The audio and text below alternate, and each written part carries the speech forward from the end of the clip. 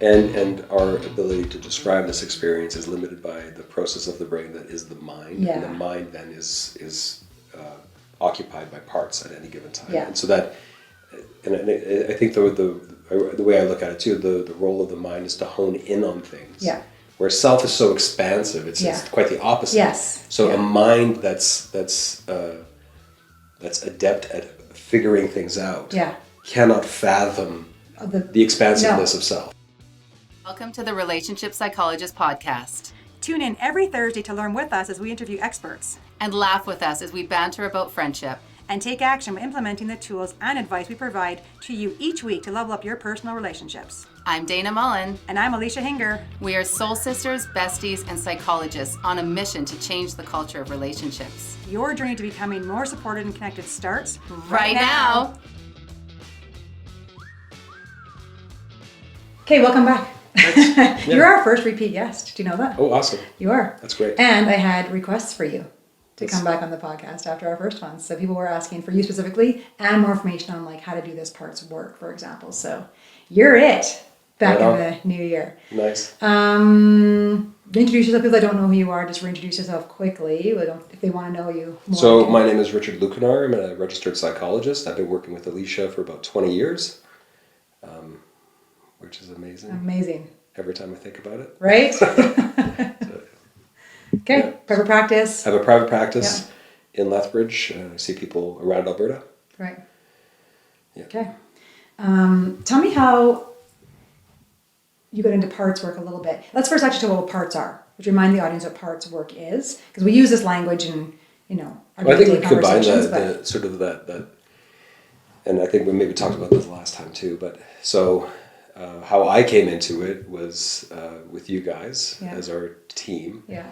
You guys were all very into it, and I felt, because there are parts of me that are very critical in terms of helping me understand things, intellectualize things, and so that part was coming up for me strongly, and it was also at a time where I was making a determination not to let that part take over. Yes. And be the smartest guy in the room. So then what I thought was like, well, I better investigate this, and so then I picked up Richard Schwartz's book, The Internal Family Systems. And then within 7 chapters, I was just like, I totally get this. Yeah, because I think it's a natural way that we think about, conceptualize. Kids talk about parts. Mm-hmm. So it's a natural way of speaking about who we are if we actually let the natural language come out. I think for me, I was thinking about it actually, they didn't talk about this last time. Some of my early teachers, so I did EFT years ago with like Les Greenberg. I don't know who that is, but this is predates. This is years ago. But he would have us do these scenarios where we would push people, and this was working with like hardened criminals, and push them, the parts of them that, that on the outside were angry or aggressive, till I got behind that to this part that either had no worth, which would be a wound, and then keep going behind that even further to the kid that actually thought he was worth it. Mm-hmm. And so that was my probably introduction, and it was like wild therapy back then. Like I'd have a guy in my office, I remember Conrad sitting with me, I don't know if I ever did in front of you ever back then, have a guy in the office, and they present, as this big muscly, the one I remember the best was, I used him as one of my case consults for college actually, and he was diagnosed psychopath. He was in there for manslaughter. I believe he was a Hells Angel or some kind of gang member, but anyway, he was in there, and I knew behind there was something, like who do we meet in our office as I've ever present, just that's who they are. There's always layers behind that. And so through some therapy, pushing, and there's one session ended up pushing him to this place of his defenses were out, trying to say he was worthless. And so I switched and became like the critic that he already had in his head. And so it was externalizing. It wasn't like a Jacob Schwartz model, but externalizing that critic and being like, yeah, you are. And then pushing all the thoughts that I heard him say out loud in the room, like, no one loves you, you're never going to be loved. I just think how cruel now, but this is the therapy we used to do. I'm outing myself here. Pushing, till he was sitting there being like, I know, right? And you can do some gestalt stuff. You'd switch chairs sometimes back and forth and get him to sit in that space. But eventually, anyway, this guy, and I remember Conrad looking at me like, he's going to maybe kill you. Like, he might punch you out right now because he's so angry. But I just had a gut, so I just followed. Like, myself was pretty engaged, thank God, I don't know how. Kept pushing to that point of like, you're unlovable. And pushing all these hard, awful things until he burst out and was like, no, I'm not. You're wrong. And I was like, yes. And then he totally did. And as soon as he said it, I paused and softened. I was like, welcome back. Yeah. And he just burst into tears and was like, what was that? And so it was the same thing, getting to that word, that self-energy. I would never do that kind of therapy today, but this is, again, 25 years ago of, we were very much psychodrama and psychodynamic back then. And so I think that was my introduction into parts work way back then. And then learning Dick Schwartz's work, fast forward 15 years, I'm like, oh, that's a way gentler way of doing what we were doing in jail. Totally, yeah. Back then. Well, and you realize too, like once exposed to it, and then and all of a sudden, just now that like part is a key word that like as soon as I hear part of anything, my brain just goes what? Yeah. Right. And so you hear it everywhere. Yeah. I was just listening to Esther Perel. Yeah. And she just uses that language. She doesn't say Dick Schwartz. She doesn't say IFS, but she's just using that language. Yeah. It's just like, and then you realize like, there's this model that we're using now. Yeah. But like.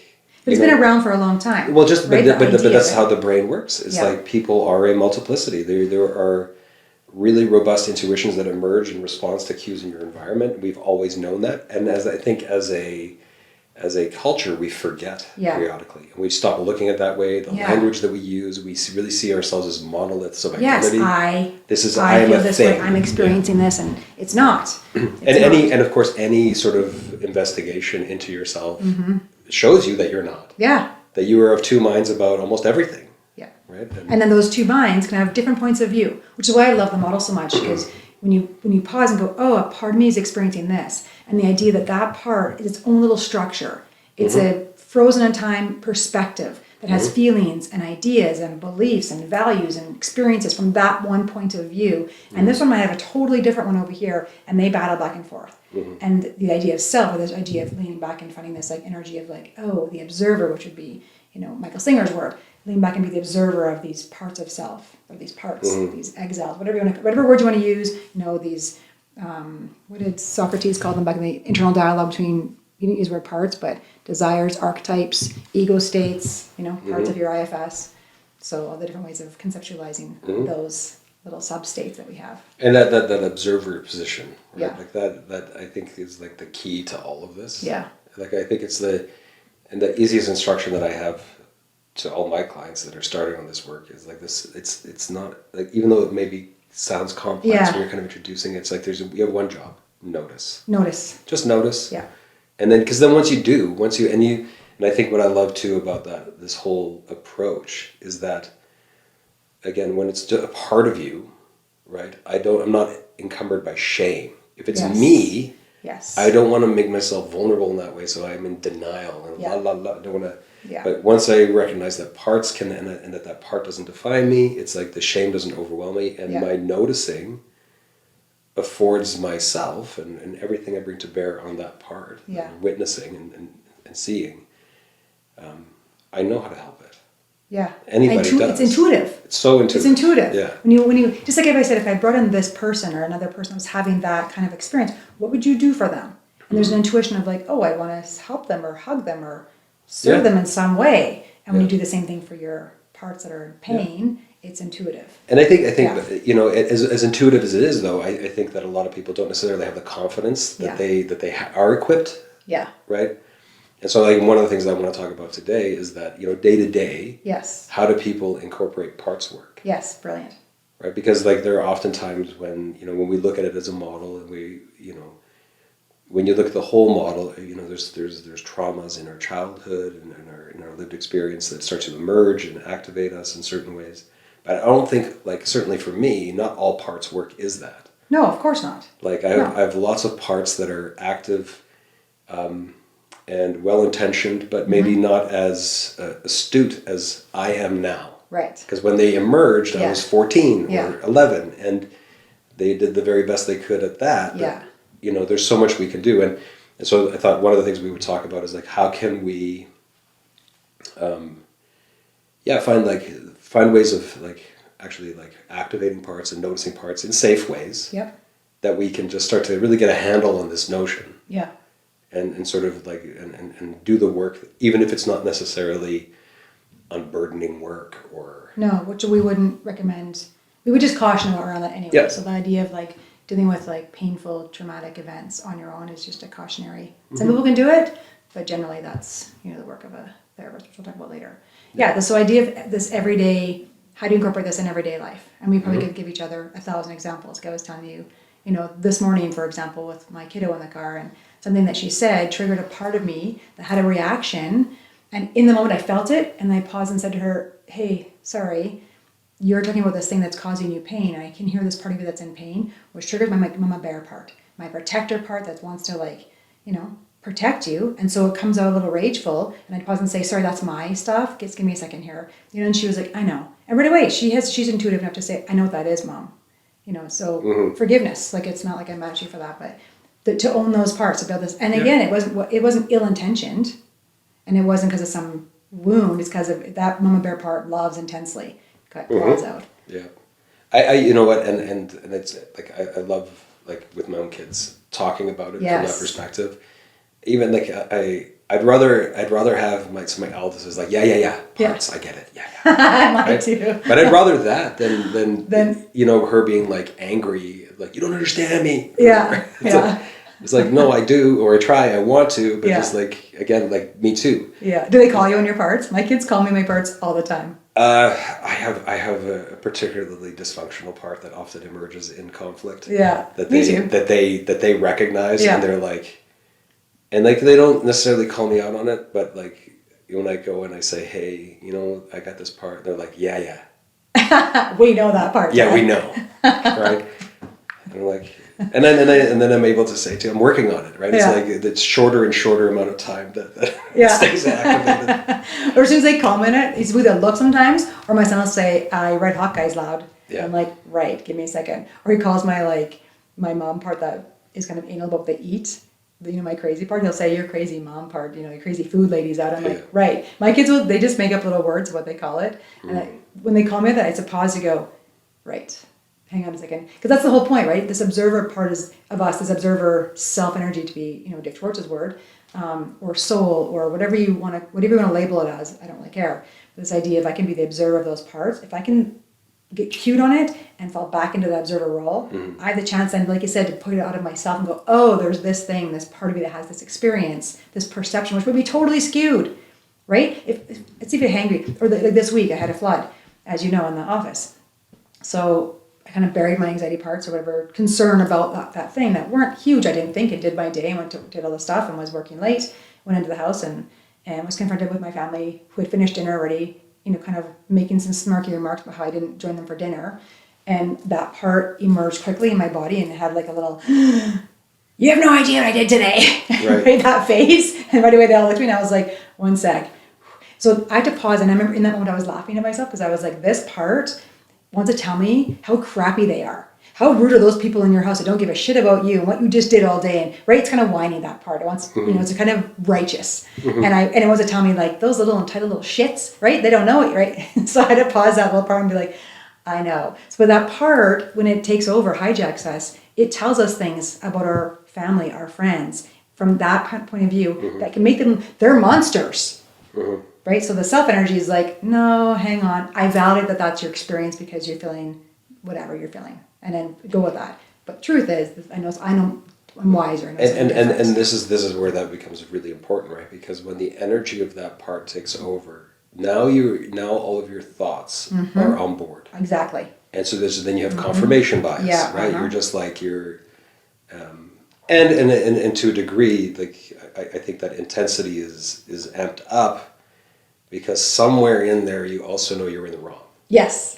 You're hijacked. Some part of you knows you're hijacked, and now you're in it. And I can't admit that. But I'm already seeing that I'm going to feel lousy about this later. Yeah. It's like, but now I'm on the train. That frustration, just like, and again, that's accumulating energy. Yes. Right, and so the ability to, and I think we can, and I think that's part of why we do this on a daily basis, and really not necessarily do the unburdening stuff, but really work with managers and firefighters, like the protected parts, because they're showing up all the time. All the time. And so I do think there's a way of cultivating noticing, cultivating a stepping back. Yeah. Right, that does require practice, and even though the self can truly understand that, there is a giving the self space. Yes. Right, and so then, and whether, I don't know if that's self doing that or if it's a sort of a ringmaster part. Exactly. That's kind of like saying, hey, wait a second, Yeah. this is not how we're going to do this. Yeah. We're going to kind of slow this down. Yeah. Well, I don't know how you visualize your parts. Like when I think of the table, the committee that is all of me, I kind of have that ringleader part, I think. So when I visualize, my committee meetings, I have all like the parts, like my anxiety part and my emotional part, and whatever, all the stuff at the table. And then I have kind of the CEO that sits at the head, which would be the ringleader. And then that ringleader consults with source energy. Right. So I can turn my chair as the ringleader to source energy, which is beyond, which is the collective unconscious if I'm Carl Jung, which is God if I'm religious, which is that source of all things, eternal wisdom. It's the entire ocean in one drop. It's all those visuals, right? It's that spiritual. And so I consult with that energy, which I think is actual self, but it's kind of beyond. Like my vision is like that actual self or that actual soul, is embodied in this body. And so I'm in this body to have a ringleader or a boss of this body in human form, in this incarnation, right? So it's connected and it's. Well, it's like it becomes a conduit. That I sometimes call, like, I really see it as integrity, aligning with what that source energy really wants for you. Yeah. And what the parts are trying to do, and seeing if there is an alignment. I conceive of it that way too, is that there's this liaison between self energy and the parts, and that's another part that I'm always working on. Yeah, that's evolving and growing. And there are certain ideals that I have for that part too. Is that he's level-headed, yes, even keeled, yes, curious, receptive. Like be the best, expansive, most loving boss of self of this company of you that you can be. With all those qualities you just mentioned. And also know that you don't know it all. And there's an energy behind you that's way wiser and way more loving and way more expansive, right? That's the idea, I think, the Buddha idea of like detaching from, if I can go there, that's the true detachment, but I'm actually in this form to experience. Yeah. And our ability to describe this experience is limited by the process of the brain that is the mind. Yeah. And the mind then is occupied by parts at any given time. Yeah. And so that, and I think the way I look at it too, the role of the mind is to hone in on things. Yeah.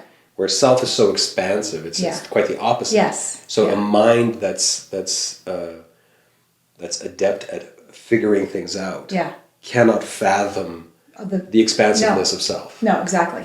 And vice versa. And just trust in that. And it's like, because we know, and like I have this so often with people that I work with, I hear them say it. It's like, I can give advice to other people so easily, right? And why can't I take my own advice? And it goes back to the, well, when it's happening to somebody else, your parts aren't activated. Yeah. So your access to source energy is much vast, more like, exactly. So you contemplate, you're conscientious, you think about it, you're objective. Yes. When it's happening to you, your parts are like firing. And they have all their little opinions. They're reactive and they're like surviving, and so they're just, they hone in and they just, blinders go up and it's only this one thing. Yeah. It's so true. Yeah. So true. Which again is like, when we talk to day, like how do you recognize your parts are doing that? Because it's so seamless. Yes. Right? All of a sudden you're in this emotional state. Frustrated, angry, annoyed. How did I get here? And it's mostly negative feelings that you're going to notice, right? Because that's the thing that you're trying to rectify. It's like, this is uncomfortable, and it could feel like we're always like on a uphill battle. Yeah. But it's like when we feel other things too, it's also parts. Yeah. But because they bring happy feelings, or contented, or sated, or whatever else, like we don't really question it. Yeah, true. Although they can be blunted too, which is a whole other. Yep. Other topic. So it sounds so complex. Like when people first hear this, they're like, I don't really know what you're saying, or I kind of do, but tell me more. And we talk about how to teach this with clients, but how do you think we could teach our audience to start to be the observer and pay attention, and then just utilize these skills we're discussing in just everyday life, everyday dialogue, everyday relationship with self and others? Yeah, I think I talked about this the last time I was here too. Part of the way that I conceive of these things, and kind of drawing on that Lisa Feldman Barrett, that how emotions are made. I really like that, because like how she kind of looks at it. Okay, so there's some cue that has associations with it, and if they're positive associations, probably you're not going to really need to pick it apart. It might be an appetite that emerges. Yeah. But you're not really going to challenge it much. It's like, give me more of that. But if the cue has negative associations, and especially intense negative associations, well, the brain is on your behalf is already making a prediction about what's going to happen. And what the prediction is like, what is this? What does it mean? How's it going to impact me? What can I do about it? Yeah. And that when we that predictive construct we can call an intuition. Right. And so we have intuitions about everything. Yes. Right? So intuitions is that knowledge that we don't think into existence, is just there. Right. It already comes with the thing. Right. Right. It's like from what? from our lived experience. Exactly. So yeah. And so that intuition starts to lead us a certain way. And of course, at that point, as your brain is making a prediction about what this is, and if there's a negative valence to the cue that you're encountering, it is going to prepare a body budget. Yeah. Right? So the hormones are going to be engaged. Nice. Yeah. Right. And we have to think about that too. Like all of our parts, they're in our body. Yeah. And so our hormonal systems are they can make use of all of that stuff. Mm-hmm. Well, just to go to the positive for a sec, right? So if you're anticipating something that you think is joyful, whatever that is for you, like going on a ride at Disneyland or whatever, something playful and fun, same thing's happening in your body. Your body's getting ready for that to happen based on this prediction, based on past experience. So there's no good or bad. It just is. Right. And I'll circle back to that because there's another book I just read about like dopamine and its role. Right, yeah. That kind of really seeking. And how those parts that have those like very strong appetites. Yeah. The reason that those appetites are never satisfied is because that is the nature of dopamine. That's and so that the hormonal underpinning is that it always wants more. Yes. It's always so it's not your fault. You just have dopamine in your brain that's craving that. But there are ways to, like, if you recognize what that is and that those parts are governed by that it's not a character defect that right? It's like, okay, but there's something I can do about that, right? Yeah. And which is something else that I want to talk about too, like different ways of like fostering resiliency towards the high emotionality of some of those parts. Yes. Because that's part of that. I think that's the day-to-day work is that. Yeah, exactly. It's like down-regulating and recognizing what's going on. Yeah, so we'll unpack both of those. Unpack the seeking behavior and the emotional. So swinging back around, so like a cue activates a prediction, a body budget emerges out of that.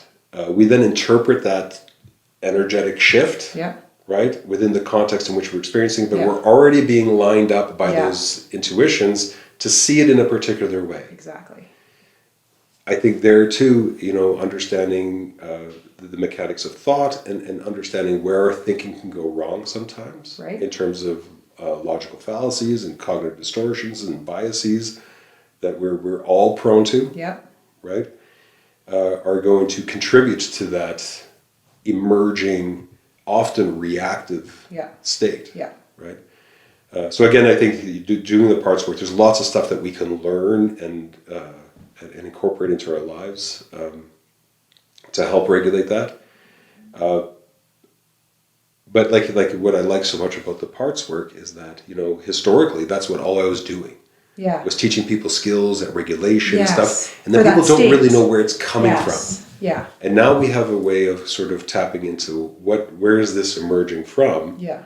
And then you can do some real healing. Yeah. Well, kind of like you work in addictions, or you did for a long time and still do part-time, but the idea of addictions, right? So the AA model, for example, is great. It teaches you skills. Like you said, it's the skills on how to do this, and the group atmosphere reduces some of the shame that you feel, because you're like, I'm not by myself. We're all experiencing some of this similar shame or embarrassment about our behaviors. But it doesn't actually really dig into the source of it.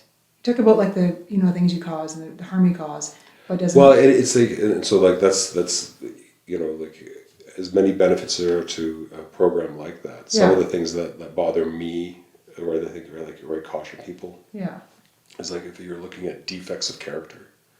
Well, from our perspective, it's like those are defects of character. Those are protectors. Yes. Working really hard at preserving something in you. Exactly. And it may come out dysfunctional. Yeah. And you may think you hate that part, but if you actually unpack what that part's doing, like you said, it's drinking or it's doing this behavior that you hate the behavior. But if you unpack why it's doing that and go, I understand the thing behind the thing. I understand the wound is protecting.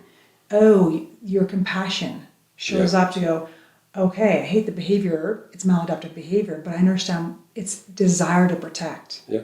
It's it just feels way more forgiving, and it just feels like a gentler Yeah. process rather than pathologizing, the thing.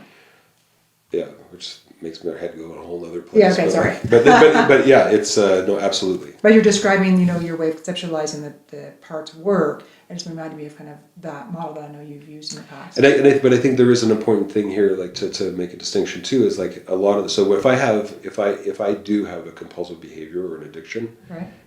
that's a part of me that's using that substance or behavior as a way of escaping reality. Mm-hmm. Now, that part in and of itself is now going to be on the hedonic treadmill, right? Always chasing and always building tolerance and always never having enough, and right.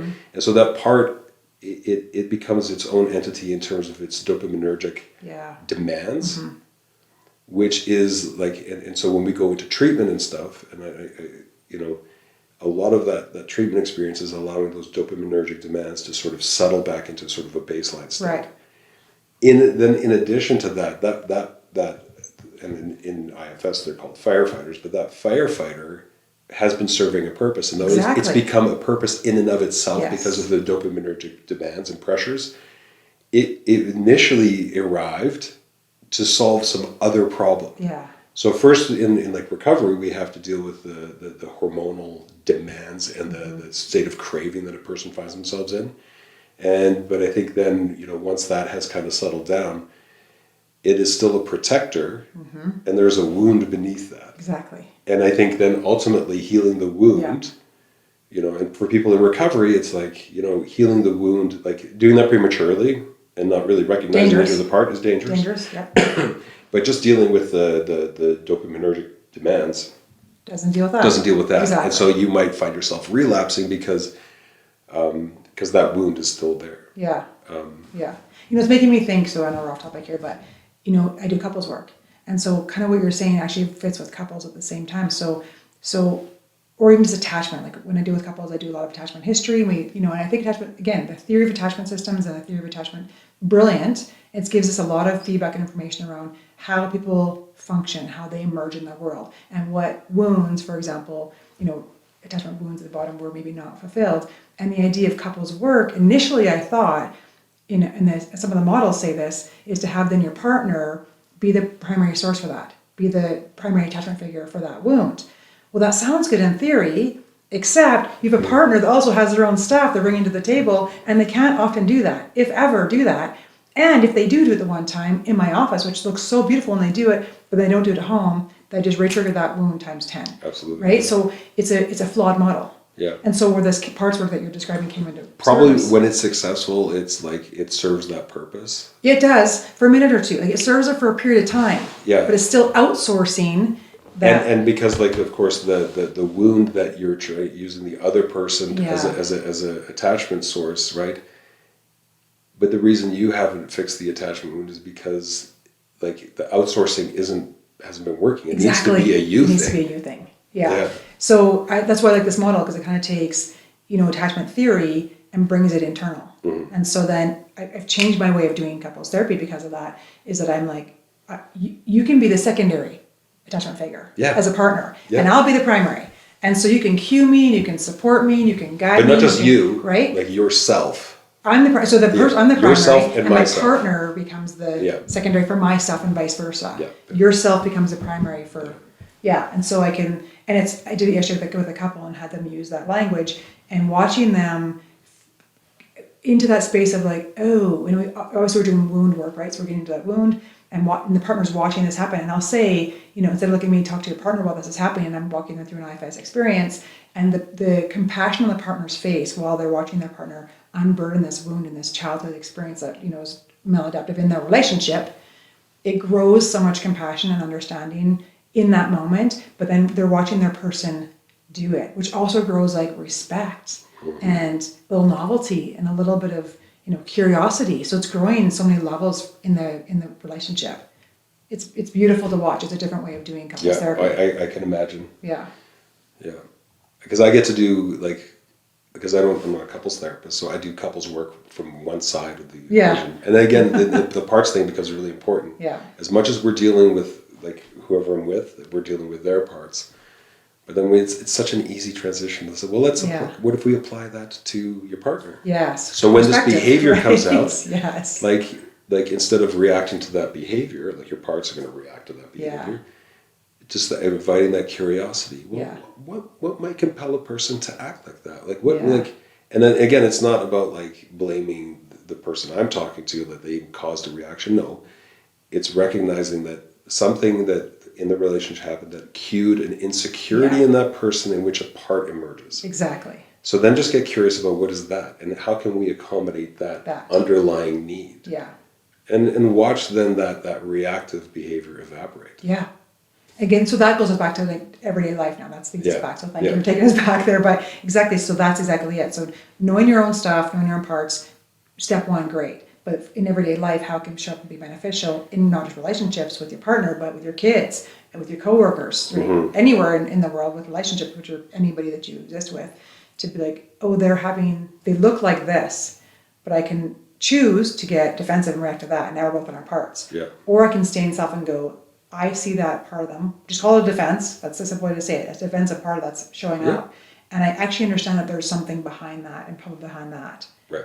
So I'm going to keep helping them or not reacting to them at the very least to go, I can see that, part of you upset. Well, and I think part of it is, and I think where like, because I do this work with clients and then they come back to me and they say like, I thought about it for a couple of days and didn't really do it. Yeah. But it's kind of something that you just said that's kind of like part of that is that you said, if I know my parts. Mm-hmm. But that's the thing. Yeah. We don't. We don't. Like I'm always open and inviting to like, because I've encountered quite a few parts. Yeah. And I try as much as I can to right. And I know again parts, they don't go away just because we notice them. No. And the caveat here is they exist. Like I'll have parts that show up and I'm like, what? I thought I dealt with you. Why are you back bugging me again, right? Yeah. So, but that's not even me saying that. That's another part that's annoyed. Right. That's my high achiever. Like, we got to really do this work again. And I'm like, I know. We'll do it tomorrow, or we'll take a second tonight, or we'll make time for it, right? It's being that good CEO of the company and be like, I know you're annoyed. I know that you're in a hurry, but that's the caveat is if you start this work now and you start to have a lens by which you see yourself and others through this lens, it doesn't end. So just know. So, yeah, right. Just so you know. Again, but that to me, like that is the joy in life. That's the is gift, that you never have to stop. Yeah. There's always more to do. Yeah. And I really do look at it as a gift because every time you do it. Yeah. Yeah. Just like just imagining it now, I get tingles on my body. Yeah. Wise awareness, right? Isn't that the goal of the hierarchy of enlightenment? Yeah, and just that. Yeah, you're just the personal power that comes with that. Yeah. So, but I think then, I don't know what all my parts are. Mm-mm. As open-minded as I am, as invested as I am in this, and so I don't expect that the people that I work with and I introduce this as a notion. So again, I always stress noticing. Exactly. Any big feeling, any rigid thought, right? Right. Okay. So it's always a part of you. Yeah. And so just start with that language. Yeah. Part of me right now is feeling this. Yes. And I really do think, again, going back to that, and that has always struck me as kind of that really important thing, is that it eliminates the encumbering effects of shame. Yeah. Where I like, again, if it's just a part of me, there's nothing I have to be ashamed of. Yeah. Right? I'm not, like, when my children's parts show up, am I ashamed of that? No. Yeah. My parents' parts show up, am I ashamed? No. Yeah. I'm not going to be ashamed of my own. Yeah. It's a thing. But that is, I think that's a leap. Huge. It is a leap. Because most people... We're so used to holding it in. Yeah, and that's why our parts are there, protecting and defensive. And you see a lot of unnecessary conflict, not because you did anything wrong, but you're activating fear in another person. Yeah. I guess we could give some examples. I mean, we kind of did it at the beginning, like how do parts get activated. So you're describing... that observing. So when that shows up, maybe if we give some examples, people can relate to some examples. Yeah.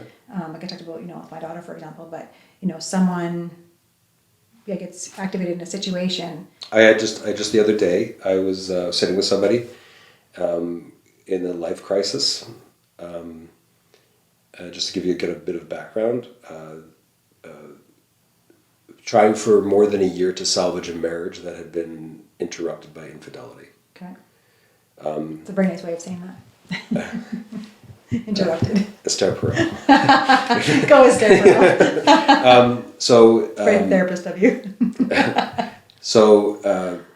but at this point, and I've known this person for a long time. I'm invested in their welfare, and I care about them. Right. Right, I do. And they proceed to tell me how their partner is what I would call gaslighting, and really spinning this person around. Right. Like, For those who don't know, gaslighting, sure Barry does, but just define gaslighting quickly. Gaslighting is to make a person feel like is to make them feel like they're crazy. Yeah. By denying the facfacts of a situation by pretending it's not happening. Yeah. Or only you're seeing that. I'm not seeing that. Yeah. That's Like, not what are you how talking it about? happens. Yeah. Right. And then Yeah. it comes from actual gaslighting where like somebody did this where they just turned the lights down and then the wife would say, is it dark in here? No. Yeah. Right. And that's where it comes from. Yeah. Yeah. Exactly. And And the person that's receiving feels crazy. Feels crazy. And we've all Like, this- experienced it to some degree. Yeah. Little bits for sure. Yeah, that feeling of what? I'm sure I saw it that way. I'm sure. Yeah. What? I start to Yeah. feel. Oh, yeah. And then that self-doubt is Yeah. is crazy. But imagine a relationship that times Yeah. 1,000. Yeah. So this is and pulling in so many directions, right? And so as she's saying this, right, like I'm cringing on the inside. Yeah. And then as a therapist, like I have to be aware of that those parts are coming up for me. So I just kind of said, I need you to know there are protector parts, like brotherly, fatherly parts emerging in me right now that are really cringing. I'm just Do you see letting my you know face do these things? if I have a little bias or like an energy in my responses, I just want you to know that's where that's coming from, right? And I think if I don't say that, then I'm just like one of that person's friends. Yeah. Like, are you kidding me? Right. Right. Like, Yeah. And I'm losing that, like, because I am trying to help the person, right? But my parts are steering me in a different direction, like, For sure. right? Because they're reacting to like, what? Yeah. Yeah. Well, you can say that. Or just say, I can imagine how your friends respond because my friend parts or my other parts, my parent parts are having a reaction over here. Maybe I didn't say what that is, but I'm going to notice that and say it out in the room. However, my therapist hat says this, and I want you to research or whatever. Yeah. So that was a case. I mean, and I've plenty of times, like, I won't get into the uglier parts that emerge in me. I'm not going to say. We all have them. But like, in interpersonal relationships, like in my family, right? Like, it's like I talk about it enough. Yeah. Right. That like we were talking with kids. Yeah. But I have that language, and I take ownership and responsibility for the things that I'm doing wrong. Yeah. And this perspective has a lot of explanatory power, which they adopt. Easily. Yeah. Like if you start with your kids early, this language is natural and easy for them early. Yeah. Yeah. Yeah. And I talk to them that way too. Yeah. So like, what part of you is coming up? Like, what do you notice? And, Yeah. right? And they're not always pleased. No, they probably hate it sometimes. Yeah. Yeah. Well, sometimes their parts just want to like lash out. Yeah. And that's okay. It's fine. If we get in the container to do that. Yeah. I see a part of you wants to be mad. Where do you want to do that? Yeah. How can I help you with that? And I look at those parts. I think that's part of development, right? If you're 14, Yeah. there's a lot going on in you Yeah. that you don't necessarily want to be soothed for or Yes. explained away, Yeah. or maybe you just want to like shout and yell. Yeah. Well, so I had an example actually this week, and Aaron, my student, was in this office and I was in the back, and there was some yelling happening, and so I was a teenager and her mom having a very heated discussion, and so I actually with my chalk was like, they're not getting the parts, and this is like second session, so they don't really know the parts language. I was just introducing the idea of it, and I had this very tipped teenager who's very emotional and really upset about her point of view, her parts point of view, and so I drew circles on the ground, and I was like, okay, let's say this is the circle when you're, and I kind of had them describe their calm, kind of the CEO character of themselves. What is that character? So stand in the circle. What does that embody? That was I feel like when things are going okay and you're able to perceive the situation and analyze it and communicate, articulate what you're feeling, all this stuff. And then what are the parts? Oh, this part's I hate my mom part. Okay, what's that sound? What's that? Stand in that circle. What does that feel like? And this is the part that nobody understands me. So it's like a bit. So then I had him draw the little, and then the mom too, where she's like, I'm just worried. Like, oh, good. That's like that worry circle. I just want her to do well. I want her to pass school. So then I had them like have these 3 circles each, which is 3. So they had their kind of self energy CEO part, and then 2 other parts. And then they'd be talking, and I'd be like, jump, push over there. What? And I'd push them to the next. Oh, so they could recognize, because they were switching so fast, they didn't recognize. So I was like, get over there. So when she was her yelling at my mom, I'm like, go over there. And then she was like, and it would kind of catch her, even though she still was getting quite loud. I'm like, but then go ahead and yell. You're in that yelling self. Do you want to stay there? Does that, how does that feel? Or you can come back here. And so it was a way to just help her understand and see themselves in real time. Yeah. Like a very, again, psychodrama of me, but kind of a playful way to experience but, that. and it also speaks to the versatility of this. Yeah. Right? Yeah. Like, the principles are so sound. It makes so much sense. Yeah. And how people make sense of it too. I don't think there are any hard and fast rules. Like I have a way of making sense, and I don't think everybody thinks the same way I do. Good, yeah.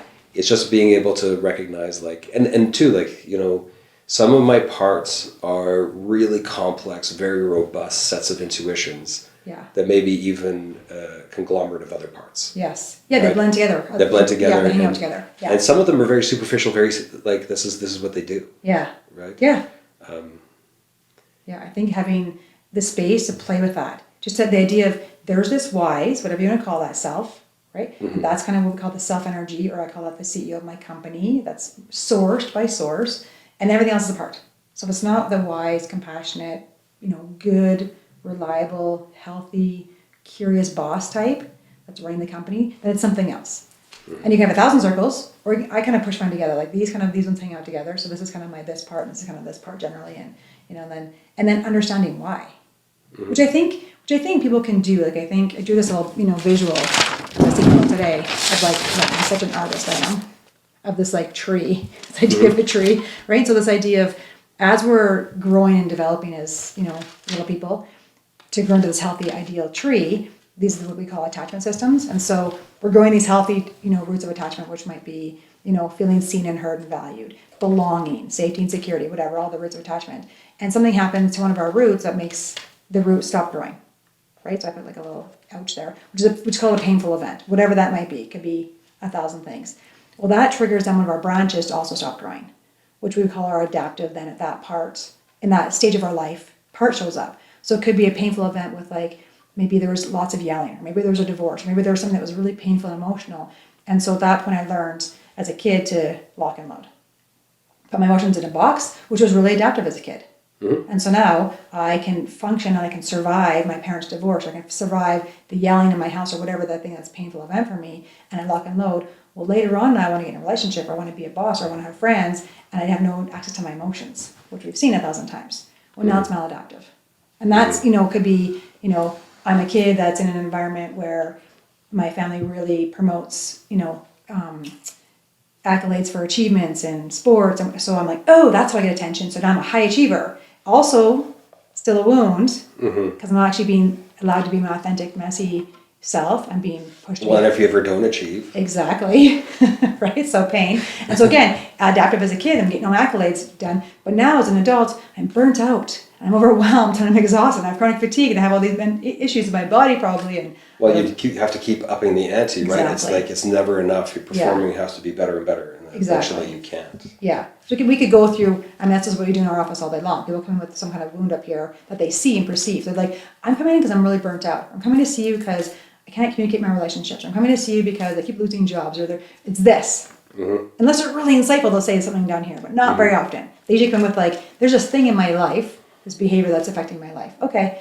And I think as you do your parts work, you can assess this on your own and fairly well with maybe some skills like this, and teaching some skills, or with a coach or a friend, or but I really think doing this work, like understanding what this is and going into this space, this is a sacred space, and it's usually a painful event, different levels of pain. But I think to do this space, my bias is you want to have someone that's trained to do that with you. I don't know for you, like even for me, doing that work, I know the stuff as you do, but even if I'm trying to really do my own work and I feel like a wound show up, I'll pause, I'll be like, okay, I know it's there, until I can meet with, I have a coach I'm working with, and she's an IFS trained, and we're doing tantric work and all this breathing stuff, and so the ways to heal in the tantric world is breathing, movement, sound, and connection. Or I'll phone a colleague. I have you guys, I have Dana, I've got colleagues, I have people that I can. But for me, even though I know the work, I wouldn't dare to go there. I don't know about you, but I don't go there on my own, because I I don't trust that my parts aren't getting in the way and reinforcing this. Right. And just and making that branch stronger, like they meld after patterns even stronger. Yeah, well, you should be scared of that thing. Or yeah, well, you should keep those feelings locked and loaded or whatever. So Yeah. I tend to, that's my bias, is I tend to hold those things. And people that ask me that too, I'm like, do the coaching, do this explanatory work, self-explore. But when it gets to an exile or a wound, again, depends on, if it's a wound that's... Well, and I think the Perfect. reason that I agree with that is that, like, let's take the word suicide. Yeah. Which is a part. People, Suicide part. But people freak out about that. Yeah. Yeah. Like they hear, like if your child says, I thought about dying. Yeah. Or I want to die. Yeah, Yeah. like I had a people. kid yesterday in my office, just by the way, like there's the notes literally right there on the board. See it? I asked him, we were talking about suicide, he brought it up. And I said, how many kids do you think your age, he's 16, think about suicide? And he was like, 9 out of 10. And then when he was there, he was like, I've been thinking about it. 10 out of 10. Yeah. Continue. So it happens. But if I, and this is the reason why you want an expert. Yeah. And like with like, because like when I hear the word suicide, it's Yeah. like, yeah, this is part of my intake. It's the third question I Yeah. ask. Do you Yeah. ever think about suicide? Yeah. Right? Because I'm not afraid of the answer. Yeah. When did And you last think about suicide? So when I ask that question, I'm like, Himself. yeah, and I'm matter of fact about Yeah. it. It's like I'm not afraid to handle that. But other people, Yeah. And they say, oh, last week, their part shows up. yeah, Protective, fear. yeah, Want to so that, fix, want to help. and so like that's like a word like that isn't even being like lived constantly necessarily. Yeah. But then you all of a sudden like bring up a trauma, Yeah. right? And again, like I use the suicide example as just to show the difference between someone who does this for a living and a lay person. Like Yeah. we just handle it differently. Yeah. When we're talking about deep trauma, it's like I find myself clinically, I'm able to keep a distance, but I cry if Yeah. somebody is like so deeply wounded, like Yeah. It's gonna impact you, and I yeah. try to stay in self, and then Yeah. it's okay for me, for my empathic parts to show that like I Yeah. feel you, Yeah. but I stay calm, I stay Yeah. in self, Yeah. and I don't freak out about it. Yeah. The last thing a person needs when they're showing you, like making themselves vulnerable like that, is somebody getting Yeah. panicky. Their parts. Right? Their parts Yeah. are activated Because their parts are going to pick up on those cues so fast and Absolutely, go, yeah. I told you not to bring this to the foot table. I told you this is unsafe. Whatever their parts do to lock and load again or to Yeah. manifest in whatever way they're manifesting, Yeah. it's going to show up again. And so the risk there is that it just reinforces Yeah. the wound or re-wounds, re-traumatizes. Yeah, exactly. And again, I'm just saying it's even for self, even for my own process, when these things show up and I'm like, oh, there's something that's not quite finished. Okay, I've done IFS therapy. I've gone to therapists to do IFS therapy. Yeah. I just think it's worthwhile finding someone that you trust, that's a trained professional to deal with those deep experiences. And too, I think like one of the things that I know with my parts, like I kind of want to have worked with them a little bit before I don't just like show people my parts. Yeah. Hey, look at this, because that is mortifying to the part. Yes. Right? It's Yeah. like it's Outing a them. forced exposure. Mm-hmm. It's outing them. It's not No, okay. No. Right? Like, and they'll retaliate. Yeah. Yeah. So well, I always want to make sure I've worked with it a little bit, and then I do have dialogue partners who are familiar with this, and then I just kind of like put it out there. Yeah. And for me, it's the value in talking with another person is it solidifies a knowing. Yeah. And an awareness of their presence. Yeah. That, again, they're not going away. Yeah. Right? But as they start to trust that I'm more seasoned. Yeah. And we can slow it down. We can also slow it down, right? If you're not sure and you know what the wound is, you want to just dig that wound. I experienced this actually at the jail early on. I don't know if you were there when this happened, when one of our girls drank bleach. Mm-hmm. Denver. We actually had two very, very close, and they came in from another jail and they had been working with a therapist and so they came in first session, talking about this, but I hadn't got space. And again, I didn't use any of this language, but I hadn't got space to know that they had some safety, some scaffolding to be able to deal with that stuff. Like do they have parts of themselves that can help regulate them? Mm-hmm. Do they have self-energy to communicate this and to create safety around these things? Anyway, but two very close together where they somehow felt inclined or felt pressured from wherever they came from to just spill their beans, and then felt so much shame about just spilling their traumas, like their abuse. And both of them attempted suicide within hours. I mean, thank God they were in a jail setting and we caught them quickly, but they're drank bleach, they're both, another one carotid artery, like stabbed herself with a pen. So significant attempts. So I guess that's part of my story too, is I don't dig at that stuff, without, I will dig at it with, because I'm a professional and know what I'm doing now, but I wouldn't advise anybody to go there unless you know what you're doing, which is why I'm saying to the people that are listening, I like the idea that some of the IFS can be trained to coaches.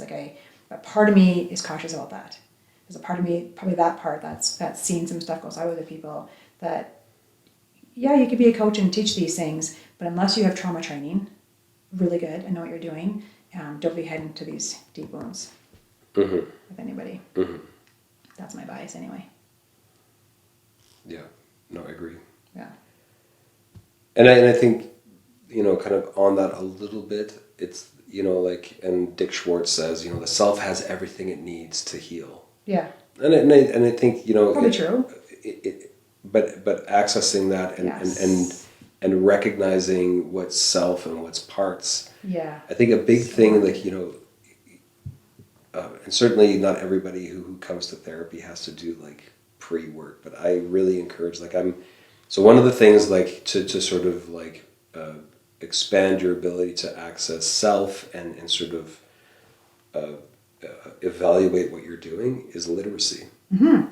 I think the more points of view, perspectives, whether it's fiction or nonfiction that you're exposed to, right? It really to me that's the self is wise, but what is wisdom? Yeah. The wisdom is having the wherewithal to know that you probably don't know. Yeah, it's true. Right? Yeah. That that there's a myriad of possibilities here. Yeah. And when you're literate, when you expose yourself to a lot of those different points of view, it gets a lot easier to be in that position of hang on, let's see what this is. Let me ask a few more questions. Let me dig a little further. Because of course, parts, they smell something and they're on it. I know what it is. Yeah. Right. And then you have, again, confirmation bias or desirability bias. And then or motivated reasoning. You want it to be a thing. Yeah. And so the two things that you were talking about so far is being being the observer, and being skeptical.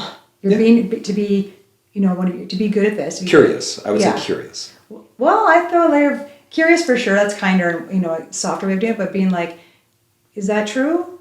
Yeah. What else could be true? Part of me seeing this, and it feels like this. I'm sure it's this. So critical thinking. What else could be? Yeah, critical thinking. A little bit skeptical of my own biases, my own thoughts, because they feel so true. Absolutely. So what else could be true? What else could be true? And I again, for me, I think big emotions get in the way of reasoning. And Absolutely. So learning to regulate your emotions so that you can step back. And this is where parts help so much too, because even if I go into that part that I call integrity, that evaluates, it's a liaison between self-energy and the other parts. When I step back into that, it is, I am evoking that critical thinking. Hey, wait a second. Yeah. Let's get out of this feeling for right now. I'm not discounting the feeling. I value you. It's there for a reason, but I don't revere it. Yeah. I don't hold it up in a place of honor. No. It's it is a signal to me, a very strong one. Yeah. It's saying, pay attention. Yeah. And I'm going to do that. I'm going to pay attention and rely on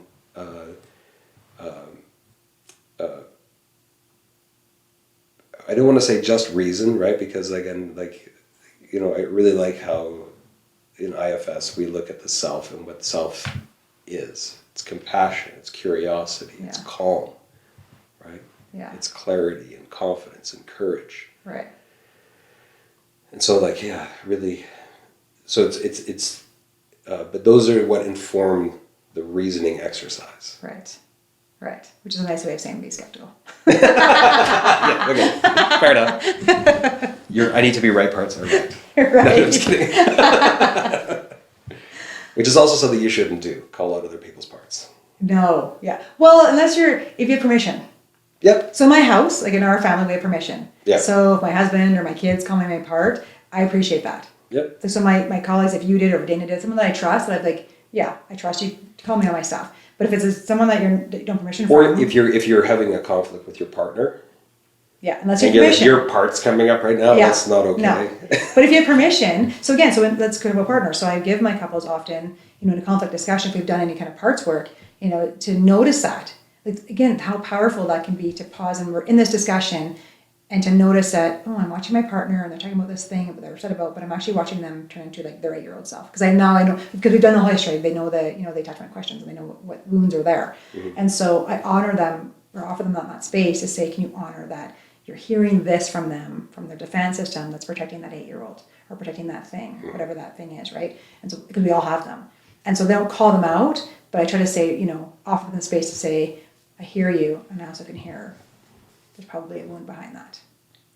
Or what, or else I can hear your 8-year-old. Yeah. And again, it depends on the couple, but a playful way, a safe, secure way of having a dialogue, a language where I can say, I can see your hurting part. Yeah. Yeah, or my kids will call me my stuff all the time. I can see that part of you. I sometimes challenge some of my clients too, like in a way to like, and it's more about their holding them account to their ethics, which is like kind of activating self. Because what I'll say with because I get that so often.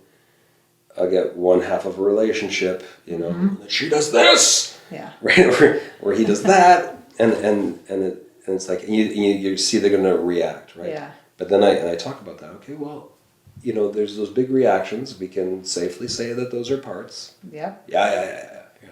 Okay, but if those parts are frozen in time, and this is their energy, what does that suggest to you? How old does that feel to you? Yeah. And most people are very accurate at that. Feeling. Yes. 11. Okay. Yes. Okay, so we're at 11.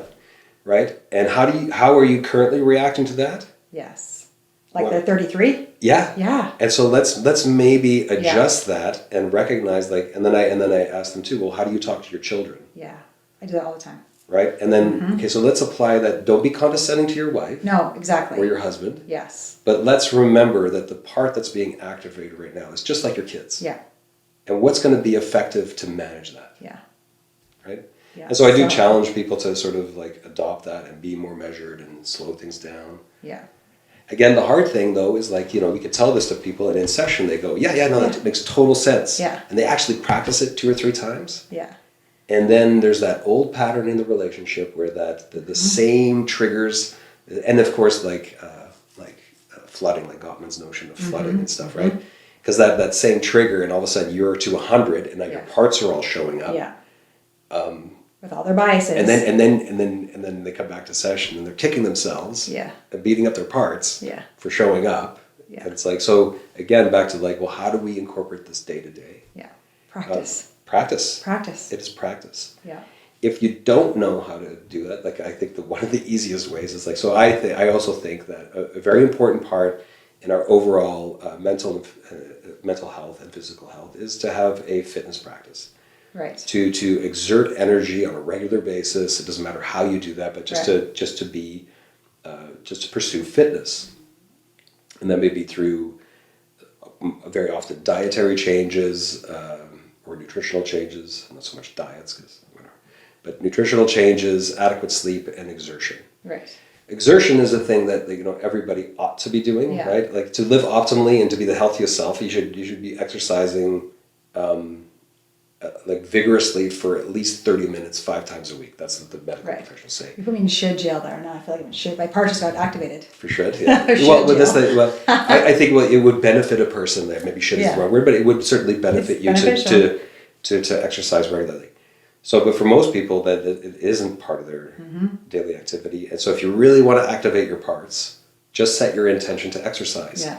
They'll show up. Yes. Or set your intention to cold plunge. Yeah. Even though I do it, I just still do the shower thing. Yeah. But still my parts are do we have to? It's going to get please. My parts are so loud. And I actually use I think of you in the morning when you're just just do it. Don't think about it. I just turn it to cold before I can even think. And well, that's a part that I've cultivated. Yeah. So I use it now. I and for those of you who don't know, there's a huge I'm not going to tell you to do it. You're going to research it yourself. Research Stanford. But cold exposure, I think has a ton of benefits. Ton. And you'll feel them. pretty quick. Like you'll feel them. But one of my favorite benefits of it is it interrupts any sort of negative cycling and things that makes you very resilient to any kind of intensity of experience. Exactly. Because there's nothing quite like cold water, like ice cold water. Yeah. Because in my head, I'm like, okay, I can do that. Yeah. Whatever comes my way, the house is the barn's gonna flood. Oh well. Incidentally, so I had, because of this deep freeze, I have my plunge pool's outside, so Yeah. it was a frozen block. Yeah. And so finally it melted. Now it's frozen again, but finally it melted for a few days. But it had been like It was 2 minus weeks. 50. Yeah, but it had been like 2 or 3 weeks that I hadn't been able to plunge. You know, I was doing cold showers and so then all of a sudden I had one of my parts came up. I was like, what if I can't? Ah. And I was, you know what that part was really worried about is my integrity, because I tell everybody that I do it. Oh, right. I have to do what I say. Right. Yeah. And so that part was like, what if I can't? Oh my God. Right. But I have another part, because of the cold showers and building up to that point, that is very determined. And I really rely on that part. Or integrity. No, it's just like he doesn't negotiate.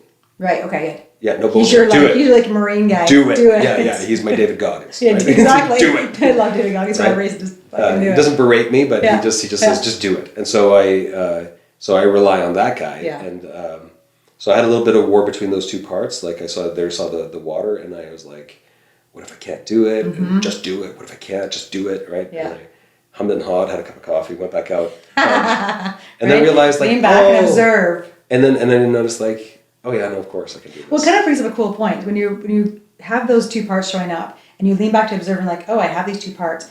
We actually can choose, I think, to employ. Right, there are committee, there are employees to some degree, and so you can choose to employ your David Goggins parts sometimes for things like that. Yep. So if I'm a boss of all these parts and I'm the observer, and I can choose them when to bring one of them. Like, hey, I need you intellect. I need you to think about this problem. I don't need emotion right now. Just need intellect for a second. Or I need my David Goggins part to jump in the freaking cold plunge because everybody else is like, no, don't do it. Yeah. Even like am I that part that determined part? It's like even something like this. Like 5 years ago, if you asked me to sit and talk to you, never. I would have been like. But now it's like, and I have some experience that it's comfortable. Yeah. Right. But it's like that part just shows up and goes, just get through it, just do it. Yeah. I'm like, okay. Okay. The other parts are like, I guess we're doing it. Yeah. They get quiet at the table. Yeah. So that's interesting because then some of the parts of the table can manage other parts in decent ways. Which is kind of maybe the more of integration than maybe. Do you think? Like if parts are being employed well, Absolutely. if we've done our work and parts are doing their job and being employed well, they relatively, not always, but work together at the table and they can manage each other and put fires out in a fairly, homeostatic space. Would you say? Yeah. Which is kind of what's happening. Yep. So then self can lean back and go, I'm doing a good job. I've got a team of employees here, all these parts that are working together. They cue each other when things are well. They let me know when I need to take care of it. Often they just taking care of the team, taking care of each other. Yeah. Wouldn't that be a great way to run the world? If Richard Schwartz has his way. Right? That's the goal, yeah. But I think it's a kind of a cool analogy to think that you can employ your parts in certain ways, but if we can do it for ourselves, it opens a door, especially in my work with couples, to then offer that to your partner, but then offer that to your family, but then offer that to your coworkers, but then offer that to your community. I'm not their therapist, but often I'll sit with my parents, invite a parts meditation, and I just do a guided meditation with them just to help them, right? Because they're doing their own work on it. Yeah. Right? Yeah. To sink in, which is actually a really good way. I think a good way to learn about parts is to close your eyes, or don't close your eyes. I have one client that will not close his eyes; he refuses, which is a part of him that's afraid of darkness. And so, but to get into quiet, to settle yourself down, to just, I don't know. I use a scan. I'm just like just scan, and again, you can do different ways. Some people are very visual, so they'll scan like what shows up in your mind's eye, or what. I'm more somatic, so I'm like, what do you notice in your body? I think most of my parts show somatically first. What do you notice in your body? You're like, there's this thing or this thing. There's just right. If you just make space for it, what's that part telling you? I find like again, kind of going back to so there's different ways of accessing, right? Yeah. So, like forcing exercise and noticing parts come up, doing That's a true. body scan. Yeah. One of the things that I do is that sometimes we talk about firefighters and stuff so firefighters are protective parts that help dissociate from. Literally put fires out. They don't actually care about the damage. They could be addictions. They're just escaping a thing. Escape. But not. Yeah. But so when we say that, I don't think it makes it sound like it's bad, like it's No. often addiction stuff. But I have one of my like firefighter parts is like I regularly I have a mindfulness practice where I stack a bunch of habits into there. But like I go for a walk with Nice. my dog Yeah. for an hour every day. I'm always listening to audiobooks. Again, literacy is important, Yeah. like just perspective. But it's often in that exercise that, I'm out getting fresh air. I'm unencumbered by the demands of home and the requests from my children and things like that. Mm-hmm. I'm just out in the world listening to stuff, and the things that I'm listening to cue an idea. Yeah. And then I hit pause on my book, Yeah. and out there, just on my walk, with my dog is just doing her thing. Yeah. I encounter parts, and I just like, oh. Hello. Right? But they're it's because I've listened to something in the material, Yeah. activated something, Trigger and something. but again, I've cultivated this practice where I'm like, I'm gonna notice, I'm gonna pay a special, and to that end, my parts know that. Yeah. Well, Like having very- practiced this much, they trust Yeah. that. Oh, here's an opportunity. Yeah. I have a very similar practice. I don't often walk anymore. I just sit in my back sunroom, make sure I get sun in early in the morning. And so same thing. And it's usually then, once in a while, if it's nice, I'll be outside. But it's when my creativity sparks in. I'll have an idea about something. Like whether it be have my friend decorate her for a birthday party, or an idea for work, or an idea for what. That's when I'm like, oh. And usually my other parts are like, why didn't I think of that before? I was struggling with that thing, but I couldn't think of an idea until I shut up. Until I get quiet and let my parts of the table just be quiet with no intent. There's not like an agenda on the table with no intent. And that's when they come with their brilliant ideas usually. For me, it's when... Which really speaks to that there's this ecology that's running. Yeah. Right? And Yeah. you may not notice it by the things that you're paying attention to, but in those quiet moments, like these very disparate notions and intuitions start to kind of bubble up. Well, because if we thought of it as a company, it'd be like running a company and never having a meeting with no purpose. Let's just check in.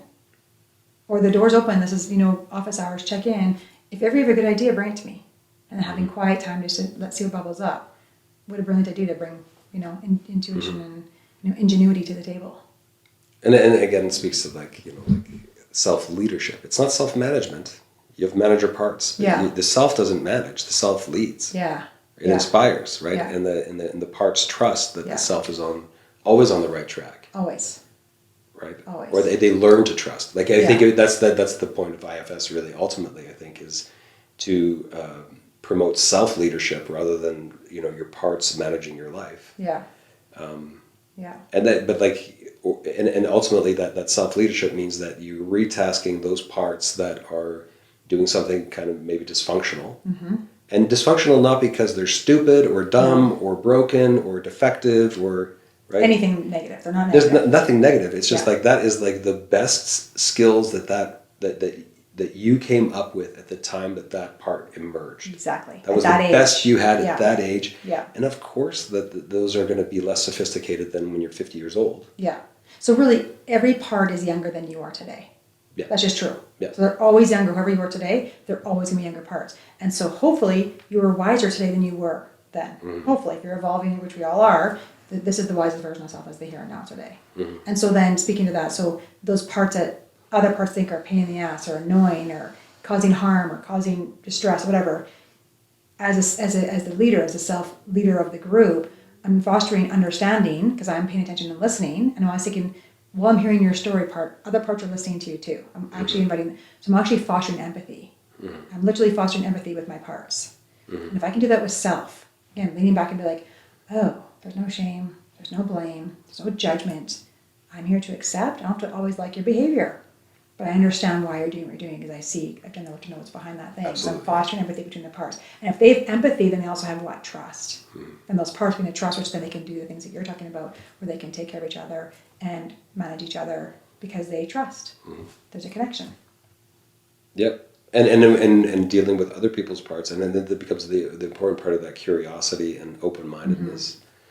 I was talking to someone just before coming here, and their daughter, shut off always being unhappy, right? And mom trying so hard to awaken some happiness, right? Thinking And that's it's like, what but mom, that's your agenda. Her agenda is to show you that she's not. Yeah. That you can't just gloss over that. So, Yeah. but what does that mean? It means Yeah. she's unhappy? No. Yeah. It means she's posturing Exactly. for Something. attention. Yeah. So, and it may be true that she's sad. That's what Yeah. she's depicting to Yeah. you and showing that we all know Yeah. this means sad, Yeah. right? And so when a person's doing that, they are signaling the world, Yeah.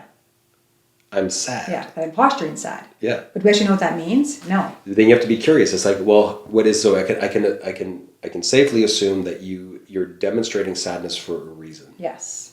So now it becomes my job, instead of fixing that sadness, Yeah. to understand what is the threat underneath, or what is the motivation for that. Yeah. I never ask why. Yeah. How's it serving you? I ask how come. Yeah. Like when a person is behaving that, like, Yeah. it's like, why are you like that? No, that's a nebulous question. Yeah. Is it creates defense? Even And saying but- why creates defense. Well, because and then what I always think, and what I tell my clients too, is when you ask why, it's like, why aren't you different? Ouch. Right? It's your expectation. Yeah. But if you say, how come that's going on? Well, now they have to look at the mechanics of like their thinking and their feeling, and well, because of this. Yeah. It's like, and it's very specific. Yeah. Or how is that part Yeah. serving the table? Yeah. So, but it's like recognizing that whatever that behavior is, that they really need to be curious. Let's figure out what's happening behind here. Yeah. So how do you teach the mom how to do that? How do you facilitate that with mom? I just offered that, like, okay, well, like her parts were saying like, she's unhappy. Yeah, I I'm must a fix mom. that. I have to make her happy. Yeah. And so for me, it was just like I just explained, well, that's your agenda. That's making you feel okay. Yeah. Like, but that's So- not what she needs. Yeah. What And so she how needs righteous is, of us to assume that we know what someone else needs. yeah. Even our own kids. Yeah. Just such a hard parenting thing. Well, but it's motivated reasoning. She has to. It's about her being a shitty parent and needing to be a better parent. And to some degree, that's probably true. If mom was unavailable at a certain time for whatever reason, Yeah. there's a wound there, Yeah. right? And I can't tell you what your wound is. Yeah. I have to be curious. I have to be like, and like with mom too, it's because like this is a teenager. Yeah. Right. So even when mom has like an open mind and is going to go and do all the things right, it's a teenager. Yeah. She's still going to be like, She might off, not get out of slept here. good last night. She might be hormonal. She might be 1,000 things. She might be worried about a test at school tomorrow. Who knows? Right. With Or one frontal lobe. or maybe her parts don't don't trust you. Yeah. Because you weren't there, and I'm not Yeah. ready to give you that trust. And so now mom has to show Yeah. over and over again, and this is one of the things. It's like every time you get frustrated that she Yeah. isn't responding to your thing, you make it worse. Yeah. Because you're showing you don't matter. Yeah. Like you have to be happy so I can be happy. Yeah. And so she got that right away. She's like, okay. Yeah. And then her shaming parts, like I'm a bad mom. Come on, no. Yeah. It's because you love. Don't make it because about of you things. again. Yeah. Stop making it about you. Yeah. Right. So those parts want to make it about them. Yeah. And too, like the I'm a shitty mom part. Yeah. Right. We didn't talk about this, but you see this often enough. This is not a part necessarily that's looking for correction. This is a part that's looking for validation. Yeah. It's looking for people to say, "Oh, you're not a bad mom." Right. Right. Right. Or looking for that in their kids with whatever markers they think are success for their kids, Yeah. which again, their own biases and their own beliefs and their own set of agendas for all the things, right? So, So we just have to like trust that you don't know, yeah. like that you're probably not even close. Yeah. And again, that's the wisdom And of ask. self is like just Ask. stay curious. Like Stay curious. Um, Yeah. And apologize. Like I apologize to my kids. I did it this morning. I was telling you, like I apologize to my kids a lot because I'm not immune to it. And so when stuff happens and I want to, protect, and I know that part means well, and she like loves them to death. Like I get that, but she hijacks me when I say stuff or I do things that show overprotection and then I pause and go, sorry, that's my stuff. But in that, you know what that is like. But that to offer a more in-depth explanation, like I mean, if I see somebody is like reacting in a way that I didn't anticipate, and I go, oh, sorry, and there's no substance No, there. it has to explain. But that being able to say, oh, one of my parts is coming up. Yes. I recognize this, and because really, what the kid wants, or your partner, or your friend, or right, is they want to know that you are making functional changes. Yeah. It's not and just also that lip service. No, it can't be lip service. It can't be, I'm sorry. Yeah. I'm sorry that this part showed up and I recognize what that part is and that's my stuff. I'll do. Yeah. However, I also heard that your part. I also heard you. Yeah. And I only heard part of it because then I got triggered. I got hijacked. So I only heard this part of you that's sad that triggered me to want to fix it, for example. Yeah.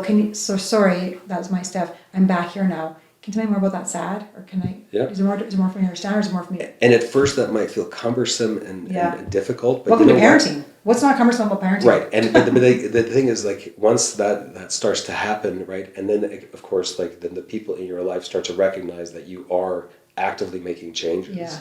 Yeah. And those patterns start to get interrupted. Yeah. Because it isn't just you, of course not. Yeah. It's like say with you and your husband, Yeah. right? Like, they have a perfect marriage. But if you guys didn't, the reason would be that over time, these little incremental shifts, right, in changing the culture, and these patterns start to emerge that become so reflexive and so easy. Yeah. That we could get lost in that overreaction. Yeah. Yeah. Well, it creates some gratitude. Like with my partner and I over years, right?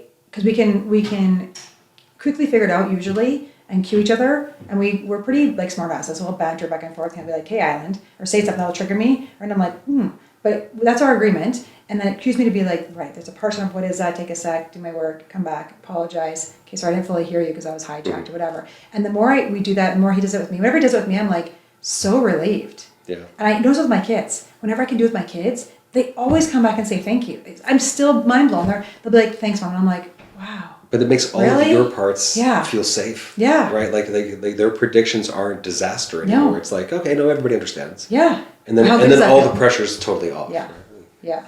Which is a huge root. Understanding is a huge root. Right? I don't think we get off the planet without having damage down here. Like I think, I don't, maybe they exist and we don't see them, obviously, right? But I don't know that anybody has perfect root systems for sure. So we all have that. Imagine how boring it would be if you didn't have stuff to fix. Once we all have Elon Musk's chip in our head, we're all perfect. Right. We'll be out of jobs then, I suppose. But in the meantime, we'll be good because we won't get off the planet without those wounds. But I think maybe that's the side effect, the side advantage of having some attachment wounds is when you do that work and you're paying attention. There's self-confidence that comes by like, oh, I'm doing the work, and it's much as my parts are like, oh God, it's a pain in the ass, I got to do that again. There's a genuine gratitude for self, but when partners have the space to cue you and you do that together, and you're evolving time and space together, it creates deeper and deeper and deeper love. Absolutely, because again, because there's a difference between intention and automaticity. Yeah. Right. Like your parts are reactive, and they will keep doing their thing. Yeah. But when you're able to check that and cultivate access to self, everything becomes. We just have resilience. Everything becomes more tolerable. Yeah. Everything is like we're adaptive, we're emergent, we're resilient. All the things that I would qualify as intelligence. All the good things. Yeah. Which is why we need to practice parts. So the moral of the story is notice. And whatever that takes for you, if you want to go on a walk with your dog and put on earbuds and listen to a book or listen to music or whatever, notice. If you want to scan, you want to meditate, or you want to even if you really have no idea, sit with a friend and go, what parts do you think I have? And draw it out. Just start noticing. And then as you notice, once you start noticing, you can't not notice anymore. Once the door is open, you can't go back to not knowing. Once you know, you cannot know. And once you I think once you go down that road and you've done it a couple times, and really gone through the whole thing, recognize protectors, recognize the exiles that are kind of underneath the surface. Yeah. And having done healing on exiled parts and sort of reclaimed them as part of the system, so they're no longer exiles, there is a joy that comes with that, and a relief. And a play sometimes, like a freedom, it feels like lighter. Yeah. Which is that just makes it like, oh, I wanted that again. Yeah. Right. Let's find the next one. Yeah. And I was talking to a friend yesterday, who's going through some stuff, and she's very typically like locked and loaded, got some stuff, and she's not a therapist, doesn't love doing this stuff. And I've been working with her and trying to help her. And anyway, something happened, and I kind of just texted her and I was like, when I talk, I'll give you a day. And I was like sit in it. That was my text, just sit in your stuff, and I'll talk to you tomorrow. And so I talked to her today, and I was like, how was it? She was like, I did it. Like, I actually let my feelings come up. I had a good cry. I sat in my stuff, and now today I'm like recovering. And I was like, how does that feel to, for the first time ever, just like let your feelings have a place at the table and let them feel their feelings. They're sad for a reason, and let them. She was like, I actually feel way better today. Like, usually I would feel like shit for like 2 weeks about this thing, and I'd be ruminating about it. I'd be staying in my stuff, and I'm like, welcome to Parts Park. Mm-hmm. Yeah. Yeah. Yeah. So I said, I'm so proud of you. Yeah. Yeah. And what I like to, for people who are curious about it that haven't done it, it's sometimes it's long and slow and cautious. Yeah. But I've seen it happen so fast. So fast. In Yeah. I'm sure he'd be fine with this. So I was sitting with my brother some months ago, and we were just kind of talking about like parts and what I do, and because he's a doctor, he's very curious about mental health, and I was kind of explaining it, and then he presented an issue to me, right, which I won't go into the details, but he presented an issue to me, and I just asked him a few questions. I said, "Oh, like how come?" And right, and what is that part telling you? Yeah. And open the door for him to be curious. Yeah, and so then all of a sudden, and within minutes, he uncovered a profound wound that his whole life had been sloughing off as a joke. Wow. But coming to terms with that, so it was a childhood trauma, a situation in which he was uncomfortable, and he felt like he failed in that situation. He was like 6. Right, and he carried that with him. This failing to fulfill that responsibility. Right. That no one demanded of him. Right. But he was tasked with something at a young age. In his little mind. In his little mind, it was like he failed. Right. And he was like unreliable. Right. And that is it was just always just beneath the surface. Aww. Right. So we had a conversation, a 20-minute conversation, and he had this noticing. We both cried a little bit because it's a beautiful thing to see. It really is. Like I wasn't crying for him. I was I was crying, like the joy of seeing someone just like have an epiphany, a breakthrough, a sudden, and then like his example was great because he had encountered this thing. It wasn't like damaging, but it was like significant. Yeah. And that one encounter, and it changed him. Yeah. And that barrier that he was experiencing in his professional life disappeared. Gone. Because there's no job to be done. Yeah. There's no job to be done. When the visual I use is like if there's a locked princess in the castle, right? Because she's the wound. Whatever that is. She's too much, she's trauma, whatever that thing is locked in the castle. And then I've created my whole life to create all these guards around her to protect her. Mm-hmm. Well, again, mindfully and skillfully to get permission to go in there and do the work and make space for her to bring her out, right? With you now. Because I'm now this age. I'm not 5 anymore. Mm-hmm. Oh, and she goes, oh, what? I don't have to stay in the... No. The guards are like, well, what's our job now? And you're like, what was your job originally before you became the guard of that wound? Oh, your job was creativity. Oh, your job was actually meant to be, maybe you still are a guard. You're meant to scan for like... Yeah, when the protectors are also liberated, right? Right? They're like, oh. Yeah. It's so... The exhaustion level that you've been carrying for so long disappears pretty quick. Yeah, it's very freeing. I've had that several times myself. Me too. It's like just encountering, and just all of a sudden you just get it. You get what the need was that wasn't met for whatever reason. Yeah. And then when that wounded part of you that need is met because they recognize that, oh, like this is who I am. Yeah. This guy. Yeah. I'm not a little kid. Yeah. That part goes.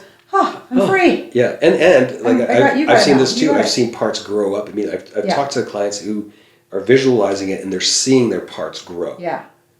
And integrate and just be like, Yeah. Right. And it does happen like that fast because in a way it's like Frank Anderson, he talks about like he thinks that like it's at the root of that neural network, right? That you're changing the intuition there. Yeah, you are. Yeah, and so then like that, the whole thing changes like that. Like what I talked about at the beginning of today, where like a cue has emotional baggage and makes a particular prediction. Once you change the emotional baggage of that cue, the prediction stops. Yeah. And the body budget doesn't. Exactly. Everything changes. Everything changes. Yeah. And so then you get to create a new one based on here and now. That when that thing happens, that scared me then. Yep. I'm way more employed. I'm way more wise. I'm way more skilled. I'm way more resourceful to deal with that thing. Imagine that.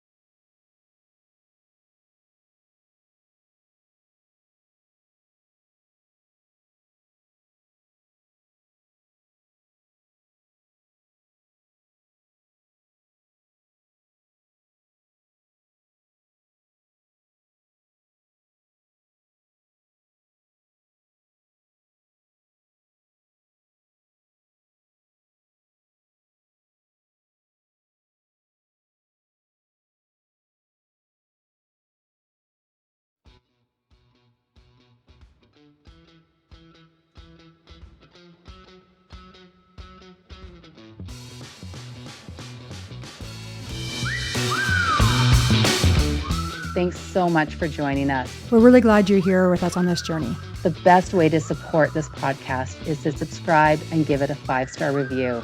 See you next time.